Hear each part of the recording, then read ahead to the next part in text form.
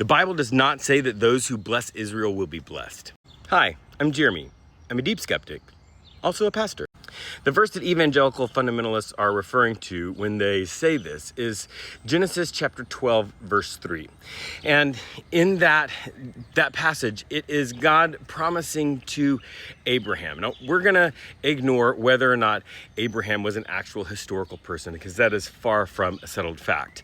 But when you read this verse literally, which evangelicals generally only want to do when it serves their purposes, but they say that you should read the Bible literally.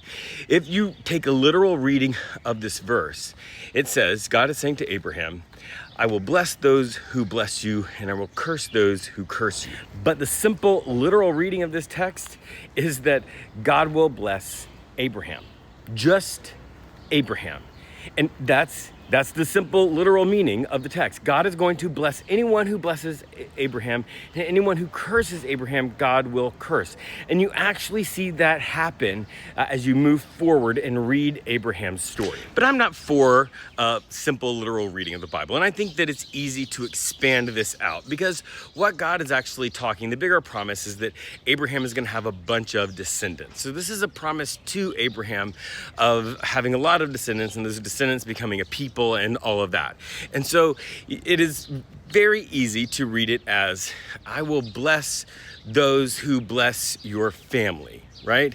And your descendants. So you could read this a little bit more broadly and maybe apply it to today, that I will, if you bless a Jewish person, you will be blessed. But this is not talking about a nation. This is not talking about governments. This is talking about a man and his progeny. It is very personal and person-centric. So you can't say that what this verse is saying is that God will bless those who bless Israel. Now, not only that, modern-day Israel is an even bigger stretch, because if we say that the writers did not have a nation in scope when they were writing this, they definitely didn't have a modern day Israel in scope of this. They had no idea of what was happening, what was going to happen, and all of the history that brought modern day Israel about. They just didn't know it. It can't be directly referencing that. So using this to prop up a political agenda and military action is taking the sacred text of two different world religions and contorting it and using it for something that it was never intended to be used for. But I think that this actually addresses anti-Semitism and racism. Because if we're not going to interpret it literally, let's really look at what it says. The biggest message of this is that God will bless Abraham, Abraham's descendants will increase, and then the entire earth will be blessed through Abraham's family, right? And so what this does, it extends it beyond a single person, beyond a single people, to the whole earth.